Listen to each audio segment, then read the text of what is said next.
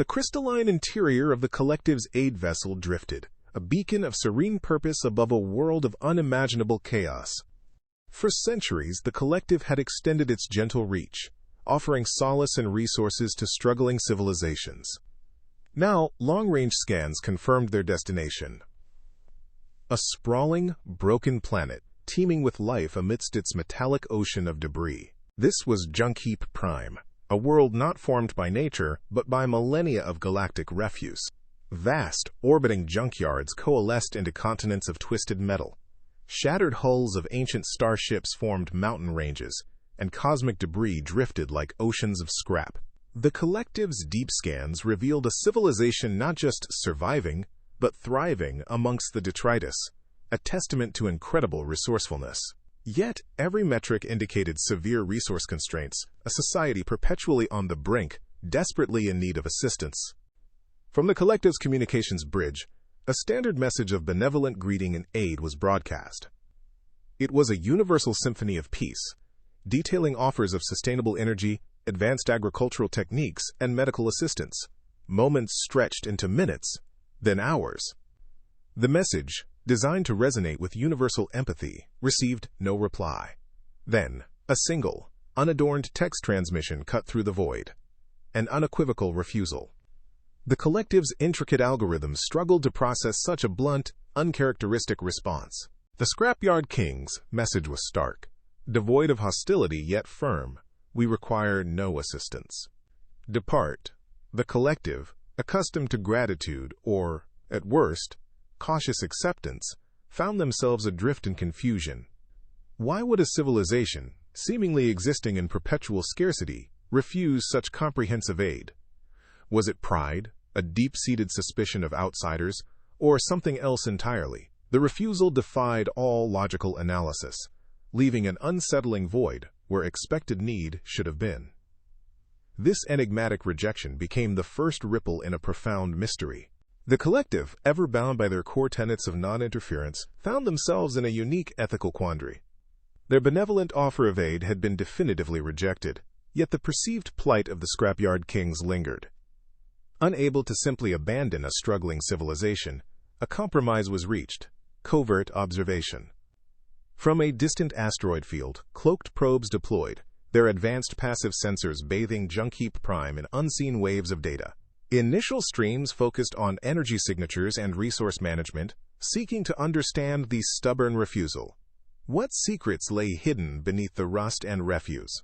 As the data accumulated, a perplexing pattern emerged. Across the vast, chaotic surface of Junkheap Prime, massive amounts of scrap and derelict starship hulls were processed with an unnatural, almost impossible speed. Entire mountains of metallic debris would simply cease to be, vanishing into the planet's depths. Yet long-range optical scans detected no visible heavy machinery, no sprawling industrial complexes, and no large, discernible workforce to account for such prodigious output. The efficiency defied conventional understanding, a glaring discrepancy between the perceived primitive nature of the Scrapyard Kings and the undeniable scale of their activities. How could a civilization process entire planets of scrap without lifting a finger? The anomalies escalated. Collective data analysis labs, typically a bastion of logical deduction, struggled to reconcile the incoming information. Holographic models of Junkheap Prime's perceived ecosystem revealed an almost perfect recycling rate, far beyond the theoretical limits of known galactic technologies. But the true mystery lay in what asterisks didn't remain. Certain types of waste, specific isotopes, rare alloys, even complex organic compounds simply vanished. They weren't recycled, nor were they stored. They simply ceased to exist, leaving no energy trace, no residual particles. It was as if matter itself was being unmade, vanishing into nothingness. Where did an entire planet's worth of waste go when there's no landfill? The answer, or at least a hint of it, began to emerge from the deepest sensor sweeps beneath the surface of Junkheap Prime. Far below the churning layers of scrap in the planet's molten core, faint rhythmic energy pulses were detected. These were not the chaotic discharges of geothermal activity, nor the steady hum of industrial power. Instead, they were subtle, synchronized whispers of immense, controlled power. unlike any known power source or industrial process. The signatures were too organized, too precise, too alien. They hinted at a hidden technology, a deep-seated activity that resonated with a mysterious, almost foreboding rhythm, raising the stakes of an already profound mystery. Beneath a world of trash, an unknown power source pulsed with a terrifying rhythm. What happens when you send a ghost into a silent, alien world? Deep within the collective's observation post, nestled amidst a distant asteroid field, the decision was made. A micro-drone, a marvel of stealth technology, was deployed. Designed to be utterly undetectable by any known sensor array, it was a whisper in the void, a ghost in the cosmic machine. Its mission was clear: penetrate Junkheap Prime's chaotic atmosphere, navigate its intricate orbital defenses, and investigate the rhythmic energy signatures pulsing from the planet's core. The risks were inherent, yet the collective's need for understanding superseded caution. The drone, an almost invisible speck, began its descent, a solitary point of inquiry against a world determined to remain a mystery. The primitive scrapyard world just detected an undetectable drone. How? As the micro-drone spiraled through Junkheap Prime's upper atmosphere, its advanced sensors began to flicker, not with detection, but with a subtle, pervasive awareness. It passed through layers of sophisticated passive shielding, previously dismissed as mere atmospheric interference. This wasn't a conventional defense grid. It was an invisible net of surveillance, a systemic consciousness that permeated the very fabric of the scrapyard. The collective, monitoring from afar, felt a surge of surprise, then an unnerving realization. The Scrapyard Kings were not merely advanced. They were operating on a level of technological integration far beyond anything the collective had anticipated. Their world itself an intricate sensor array, aware of every intrusion. The silent guardians speak, and their message is chillingly clear. The drone's descent abruptly ceased. Without a struggle, without any visible force, its systems simply went inert. One moment, it was transmitting data. The next, silence. Its internal monitors showed no damage, no energy weapon discharge, only a profound, inexplicable cessation of function. Then, across the collective's main screen, a stark, unencrypted message materialized, devoid of hostility, yet firm and absolute. We are aware of your presence. Withdraw. The collective's bridge fell silent, a collective gasp echoing through their consciousness. The drone, a testament to their most advanced stealth, had been effortlessly neutralized. Their profound misjudgment now hung heavy in the void, a terrifying confirmation of the Scrapyard Kings' true, hidden power. Everything they thought they knew was wrong. What terrifying secret did the poor civilization hide? The collective's bridge, once a hub of benevolent curiosity, was now a chamber of somber contemplation. All accumulated data, from the initial resource efficiency to the inexplicable energy signatures and the drone's effortless capture, was reviewed. The initial assumptions of a struggling, resource-constrained people shattered, replaced by a chilling consensus. The Scrapyard Kings were not hiding poverty, but immense, unimaginable power. Their refusal of aid was not defiance, but a resolute focus, their silence a profound secret. The collective, humbled by their arrogance, understood they had gravely underestimated this civilization.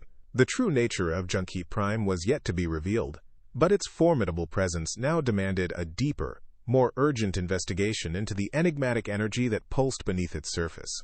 The collective's central research hub, a vast expanse of glowing holographic displays and complex algorithms, hummed with renewed purpose.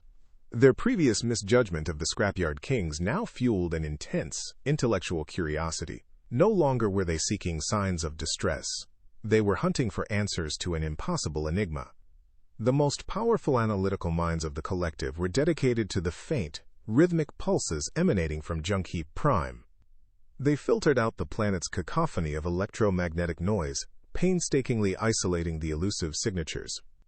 These were not the chaotic emissions of a struggling civilization, nor the predictable patterns of a standard industrial society.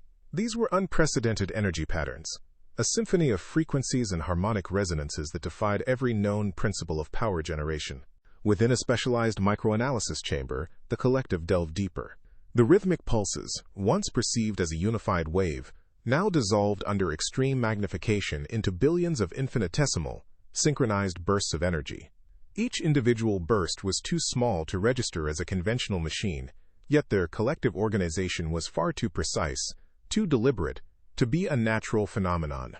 Astonishment rippled through the collective's consciousness. Complex simulations ran, attempting to model the source of these microsignatures. Hypotheses were generated and discarded. Highly efficient yet invisible, self-replicating machinery? Or perhaps biological constructs operating at a molecular level.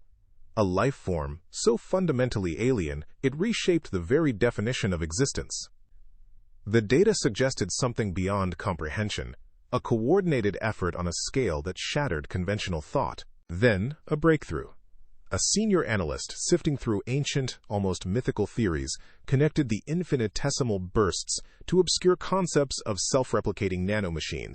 These were not theoretical constructs of a bygone era.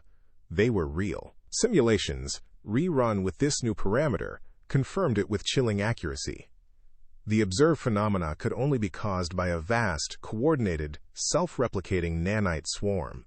Awe and a profound realization washed over the collective.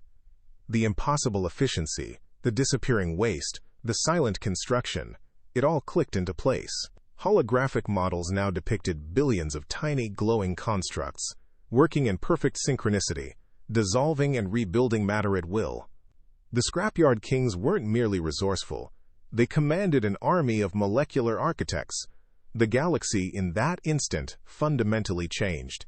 From the collective's bridge, Junkheap Prime was no longer a pitiable expanse of cosmic refuse. It was a fluid, living entity, constantly being sculpted by an unseen force. The Scrapyard Kings were not just a species, but a collective consciousness guiding this incomprehensibly vast nanite swarm. Their cities were not built, but constantly reconstructed, their very environment a dynamic manifestation of their will. Their resource management was total deconstruction and reconstruction, rendering scarcity meaningless. Intellectually stimulated, yet a creeping fear began to settle within the collective's unified mind. The implications of a civilization that could literally reshape its environment, its very planet, at will, were staggering. What were the limits of such power? And why, with such ultimate authority, had they chosen only to exist in the shadows? Within the pristine simulation labs of the collective, holographic displays shimmered, projecting theoretical scenarios of the newly discovered nanite swarm in action. The collective's analytical minds, still reeling from the breakthrough, now sought to understand the full scope of this microscopic power. Simulations depicted various materials, dense alloys, organic compounds, even raw elemental ore being subjected to the swarm. The results were chillingly efficient. Metals dissolved into swirling dust, then into individual atoms, before converting into pure energy signatures. The speed and completeness of this deconstruction defied conventional physics. This was not mere recycling. It was a fundamental unmaking of matter, revealing a capability far beyond the collective's initial, benevolent assumptions. The swarm's potential extended beyond maintaining a scrapyard. It could erase existence itself. The implications deepened within the collective's strategic analysis room. Holographic planetary models spun slowly, awaiting theoretical destruction. With the nanite swarm's true nature understood, calculations were run to determine its maximum destructive capacity. The results were horrifying. A small, barren planet, roughly the size of a gas giant's core, could be entirely deconstructed in a matter of weeks, leaving behind only an expanding cloud of elementary particles. For a larger, life-sustaining world, the process would stretch to months, but the outcome remained the same: total annihilation. This was a power that dwarfed any known superweapon, a force capable of unweaving the very fabric of celestial bodies. The collective grappled with the terrifying realization that a civilization possessing such cataclysmic power chose to remain isolated, nestled within its self-made galactic junkyard. Returning their focus to Junkheap Prime with this new, profound understanding, the collective's observation posts revealed a different truth. The planet, once perceived as a testament to hardship, was in fact a masterpiece of strategic camouflage and resource management. Its vast, chaotic debris fields were not just homes or salvaged treasures. They were active nanite factories, constantly processing, replicating, and expanding. Every derelict hull, every stray asteroid, every fragment of cosmic detritus became raw material, absorbed and repurposed with unimaginable efficiency. The scrapyard was not a limitation. It was an infinite resource base, a self-sustaining ecosystem for a swarm that could literally devour and rebuild itself from the stars. It was a perfect, self-renewing shield and a formidable defensive barrier, constantly shifting and evolving under the unseen guidance of the Scrapyard Kings. Their poverty was a brilliant, terrifying disguise. A heavy silence settled over the collective's command center. The chilling realization permeated their collective consciousness. The Scrapyard Kings wielded ultimate power. They possessed the means to not only survive but to dominate entire sectors, to reshape planets at will, to exert an influence that would dwarf any galactic empire. Yet, they remained confined to their single, isolated system. Their continued isolation, their stubborn refusal to expand, became the new, profound mystery. What could possibly compel such immense, planet-shattering power to remain dormant, unexpressed? What kind of threat would force a civilization capable of molecular deconstruction to hide its true strength, to prepare relentlessly within its self-imposed borders? This profound, unsettling question now set the stage for a desperate search, a hunt for an external factor, a greater, unspoken threat that justified such terrifying restraint. The collective's psychological and sociological analysis chambers hummed with the silent processing of data. Their algorithms, designed to map the motives of galactic powers from altruism to ruthless expansion, found no match. The Scrapyard Kings defied categorization, a civilization of immense power that simply existed without ambition. Theories of extreme caution, a collective spiritual enlightenment, or even a hidden, deeply ingrained pacifism were explored, yet none adequately explained the profound disparity between their planet deconstructing capability and their unwavering isolation. Galactic conquest, resource hoarding, even subtle influence, all were within their grasp, yet utterly ignored. It was a paradox that baffled the collective, leaving them with a singular, unsettling conclusion. If the Scrapyard Kings were not the dominant force, then they were preparing for one. The galactic map-room displayed millennia of recorded history, a swirling tapestry woven with threads of expansion and contraction. Empires rose and fell, claiming new territories, pushing outward in relentless pursuit of resources and dominance. Yet, at the heart of the poverty sector, the Scrapyard Kings, domain remained a static, defiant island. For centuries, their borders had not shifted by a single light year. There was no outward push, no colonization fleets, no territorial disputes. Instead, the internal strengthening of Junkheap Prime, the ceaseless nanite activity, suggested a profound, defensive focus. This unique lack of outward expansion, a stark contrast to every other major galactic power, solidified the hypothesis within the collective. The Scrapyard Kings were not expanding because they were preparing for an enemy that would make galactic conquest utterly meaningless. With this new understanding, the collective turned its formidable sensor arrays outward, away from the enigma of Junkheap Prime. If the Scrapyard Kings were not predators, then they were prey, or perhaps guardians. And guardians always stood against something.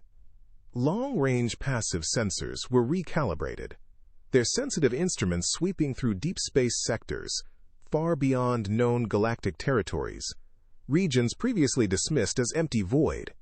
They searched for anomalous energy signatures, for unusual cosmic phenomena, for any echo of ancient conflicts that might explain such profound, hidden preparations. The search was vast, painstaking, a desperate casting of nets into the cosmic dark, seeking a shadow that could justify the silent power of the Scrapyard Kings. Then, a flicker, a distant, almost imperceptible whisper in the cosmic background, emanating from a sector long marked as utterly uninhabited. It was not a star, nor a nebula, nor a dark matter anomaly. It was a region where the very laws of thermodynamics appeared to be unraveling. A localized acceleration of entropy, a fundamental decay that caused matter to dissipate at an impossible rate. Within this growing void, stars did not merely fade. They unwound, their atomic structures dissolving into nothingness. Energy did not merely disperse, it simply ceased to be. The collective watched in horror as holographic projections showed a dark, expanding void, consuming light and matter, an existential wound in the fabric of reality. This was the shadow. This was the true enemy. This was what the Scrapyard Kings had been preparing for. The collective's theoretical physics labs pulsed with a grim, focused energy. Screens, once filled with abstract equations, now displayed terrifyingly concrete simulations of the newly discovered anomaly. Analysis confirmed a localized acceleration of entropy, a fundamental unraveling of existence itself. Matter within the anomaly's expanding embrace did not merely break down. It dissolved, its energy dissipating into a formless void at an impossible rate.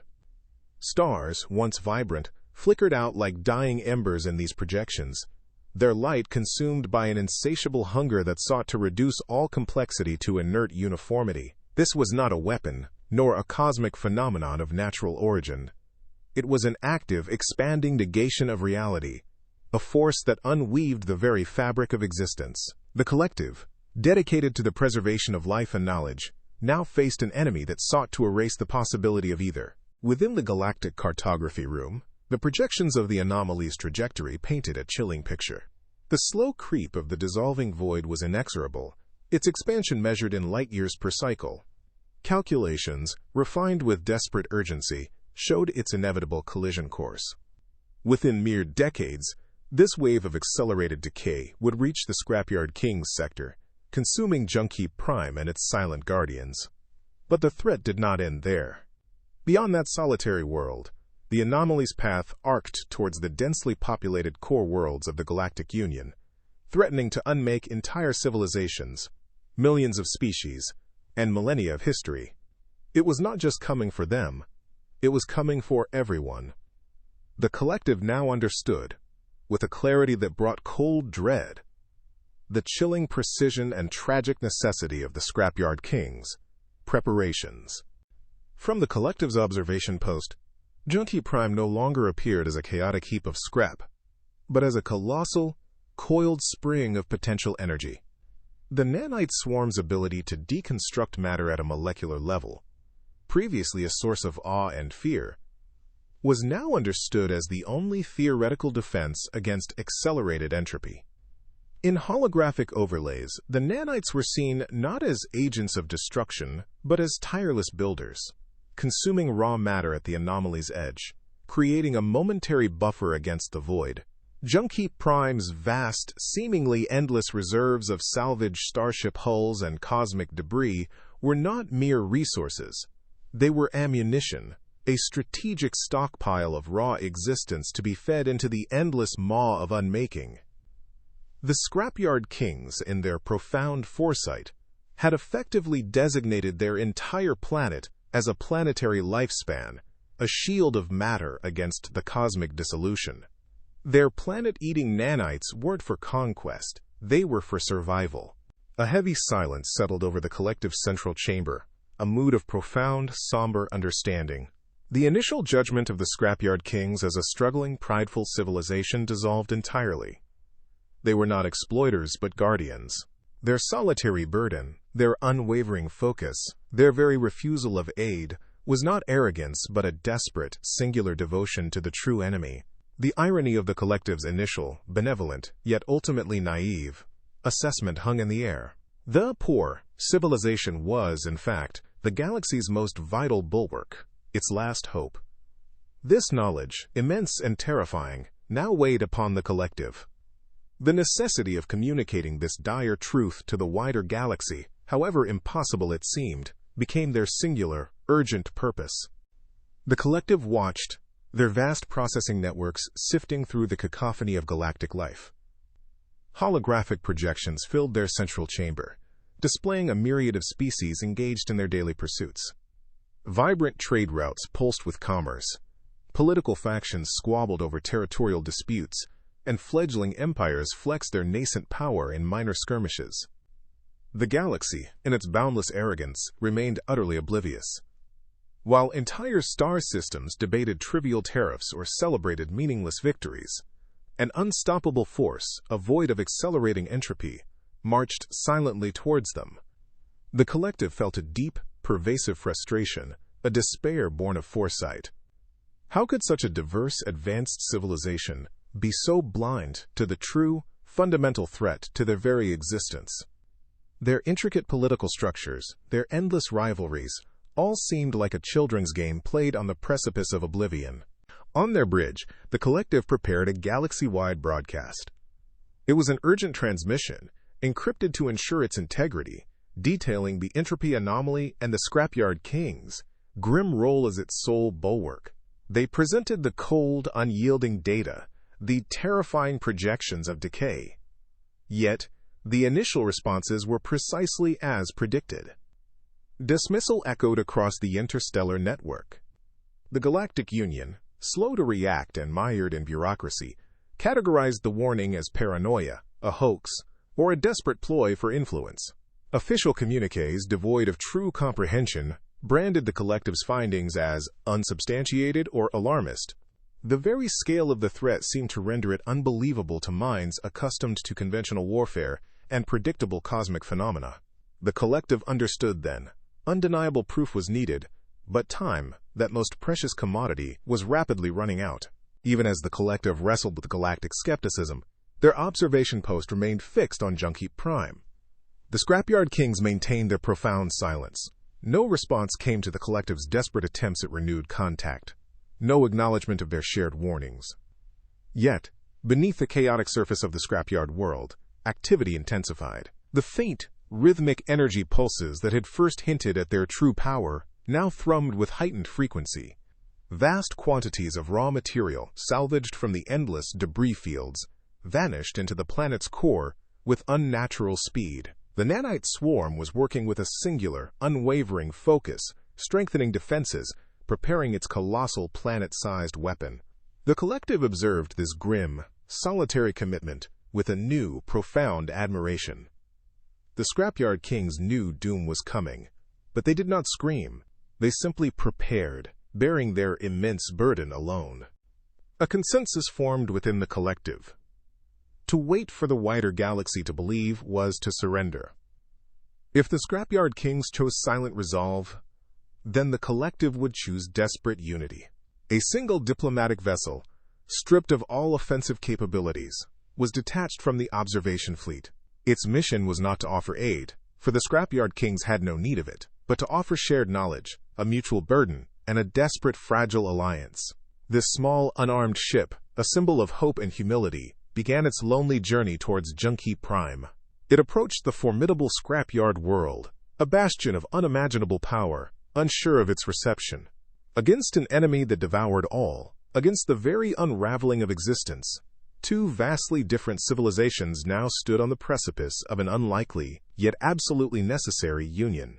The collective's diplomatic vessel, a sleek, unarmed ship devoid of aggressive intent, slowly approached Junkheap Prime.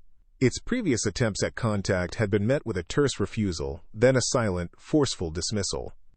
Now a new message was broadcast, carefully crafted not as an offer of aid to a struggling people, but as a plea for shared knowledge, an acknowledgement of a mutual terrifying foe. The vast, chaotic expanse of Junkheap Prime remained silent, a sprawling monument of salvaged metal and forgotten technology. Yet, as the collective ship navigated the treacherous orbital debris, an unseen hand guided it.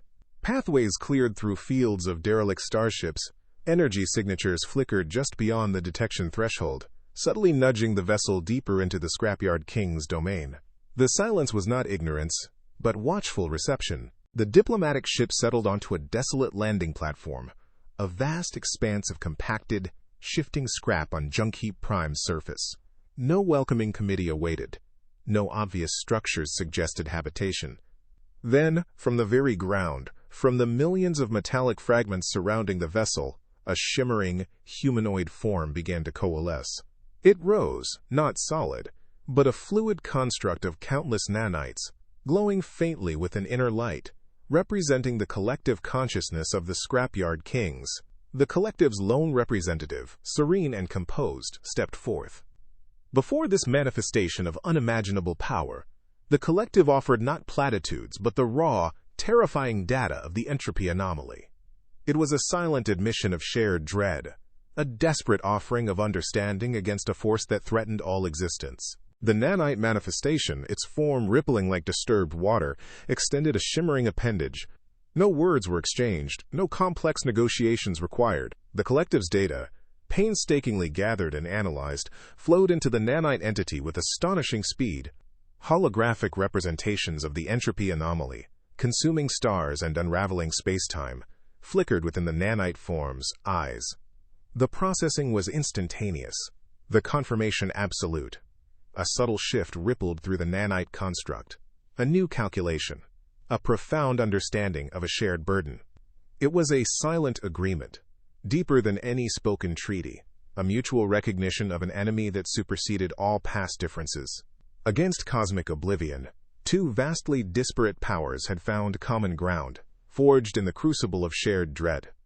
As the collective's diplomatic vessel prepared for departure, the nanite manifestation offered a final, symbolic gesture. From its shimmering form, a single, perfectly refined piece of nanotechnology detached itself, glowing with intricate internal energies. It was a fragment of their very essence, a token of trust and shared purpose. The collective departed Junkheap Prime, no longer viewing it as a world of scrap, but as a silent, formidable beacon of resistance. They now carried not only the full, terrifying weight of the entropy anomaly's truth, but also the knowledge of a new, powerful, and utterly unique ally. The galaxy's last hope wasn't a hero, but a silent, planet-eating swarm, and now they had an alliance. The urgency of preparing the wider galaxy for the inevitable clash intensified with every passing moment. The collective's central council chamber pulsed with an urgent, confrontational energy, a stark contrast to its usual serene luminescence. Before a gathered assembly of galactic representatives, figures of power and influence from across the Union, the collective initiated its broadcast. The initial skepticism that had met their earlier warnings was palpable, a wall of ingrained disbelief. But this time, the collective brought irrefutable evidence. A shimmering, fist-sized sample of refined nanite material, gifted by the Scrapyard Kings, was presented. With a silent command, the collective demonstrated its power. A small, dense block of inert metal placed before it dissolved instantly, not into dust, but into pure energy, leaving no trace. Then, the chamber's vast holographic display shifted, projecting live, undeniable data from the entropy anomaly's relentless expansion. A gaping, growing void, consuming distant stars and nebulae, its advance charted with terrifying precision. The collective's impassioned plea echoed through the silent chambers, its words underpinned by the raw, unblinking truth of the nanite's power and the anomaly's inexorable crawl. Across countless systems, in opulent council halls and austere military bunkers, the collective's broadcast rippled through the galactic union. The images of the dissolving metal, the stark reality of the entropy anomaly's charted path, struck with the force of a cosmic hammer. Disbelief gave way to dawning horror. Galactic leaders, accustomed to petty squabbles and territorial disputes, suddenly grappled with a threat that transcended all known conflict. The implications of the Scrapyard Kings' power, previously dismissed as a localized anomaly, now became terrifyingly clear. Their centuries of silence, their refusal to expand, their very existence in a world of scrap, it was not poverty, but an ultimate preparation. A swift, panicked shift from skepticism to urgent deliberation swept through the galaxy. Frantic calls for emergency sessions, rapid military mobilizations, and the desperate re-evaluation of all known threats filled the void. The galaxy, once complacent, now understood the depth of its underestimation and the terrifyingly limited time remaining. At the collective's main research facility, an unprecedented technological exchange began. Delegations from every major galactic power converged, their scientists a bewildered mix of awe and terror. Under the collective's diligent guidance, the Scrapyard Kings, through their nanite manifestation, began transmitting limited nanite blueprints and defensive protocols. It was a technology that could unmake worlds, now offered as the galaxy's only hope for survival. Galactic scientists, accustomed to conventional physics, struggled to comprehend and implement the alien technology. The schematics depicted molecular-level engineering, self-replicating constructs, and energy manipulation far beyond their understanding. Yet, the urgency of the threat compelled them forward. Diverse species, once rivals, now sat side by side, poring over holographic models, rapidly prototyping new defensive systems. The rapid, unprecedented technological exchange was a desperate learning curve, a race against time to master the very forces of creation and destruction. The galaxy transformed. Star systems, once centers of commerce or military might, became bastions of desperate defense. Planets were no longer just homes, but fortresses, ringed with newly designed, nanite-infused defensive structures. Massive orbital platforms, woven from self-replicating molecular constructs, bristled with entropy-resistant shielding and molecular deconstruction weaponry. Fleets, once designed for interspecies warfare, were rapidly upgraded, their hulls reinforced, their weapons systems recalibrated to unleash torrents of disassembler nanites. Sweeping shots revealed the scale of this galactic mobilization, thousands of ships, from dozens of species, now united and prepared, hanging in silent formation. A grim determination settled over the unified forces, a desperate hope for survival against an enemy that devoured everything. Yet, the anomaly continued its relentless advance, a growing darkness on the edge of the void, drawing ever closer to the newly forged galactic shield. The long-foretold moment arrived with a silence more profound than any sound.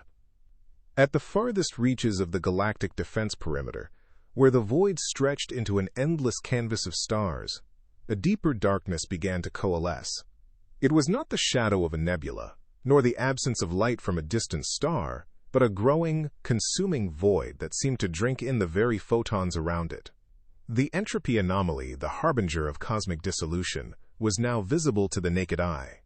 Across the immense, fortified sector, the combined fleets of the galaxy, a testament to an unprecedented unity, braced themselves. Every hull was charged, every weapon primed, every species held its breath. The end of everything was here, and the galaxy stood ready. At the very heart of this desperate defense, Junkheap Prime pulsed. The once scorned planet of scrap, now revealed as the galaxy's most formidable bastion, began its ultimate transformation. Its chaotic surface, a jumble of salvaged metals and cosmic debris, shimmered with an internal, contained energy. Billions upon billions of nanites, roused from their millennia-long vigil, formed an incandescent veil, transforming the entire world into a single planet-sized weapon. It was the culmination of an unseen war, the ultimate sacrifice, a desperate resolve forged over countless centuries. Junkheap Prime, the Silent Kingdom, was ready to meet the encroaching void, a beacon of grim determination against the inevitable. The first touch was swift, absolute. The outermost defensive structures, intricate constructs of hardened alloys and energy shields, simply ceased to exist. They did not explode or fracture. They dissolved, unraveled at a molecular level, consumed by the anomaly's ravenous hunger for order. A gasp rippled through the collective's observation networks, a universal echo of horror and desperation. Then, the unified fleets unleashed their fury. Torrents of nanite-enhanced energy, molecular deconstruction beams, and exotic entropy-reversing fields tore into the encroaching darkness. It was a desperate, impossible struggle against a fundamental cosmic force, a desperate attempt to slow the unstoppable, to fight the very fabric of decay. From Junkheap Prime, a blinding wave of pure nanite energy erupted. A torrent of deconstructing nanites, guided by the silent will of the Scrapyard Kings, surged forward, meeting the anomaly head-on. It was not an explosion, but a localized void, a counter-entropic storm designed not to destroy, but to contain. The unified fleets augmented this titanic effort, their own nanite weaponry channeling into the colossal barrier, creating a fragile, unstable wall of energy and matter reversal. The battle became a cosmic tug-of-war, a desperate dance of creation against ultimate destruction. The galaxy fought for every inch, for every fleeting second, pushing back against the encroaching darkness, attempting to buy time where none should exist. The anomaly was contained. Not defeated, not destroyed, but held at bay. The combined nanite power of the Scrapyard Kings and the unified galaxy had forged an unstable, shimmering boundary at the edge of their sector. The cost was immense, the vigilance eternal. The galaxy was forever transformed, its petty squabbles a distant memory, replaced by a profound, shared purpose. Junkheap Prime remained at the heart of this perpetual defense, its silent guardians forever watching the encroaching void. The long vigil had begun, a testament to an enduring alliance, the cost of survival, and the grim wisdom learned about true strength in the face of oblivion. The universe was saved, but the war against entropy had only just begun.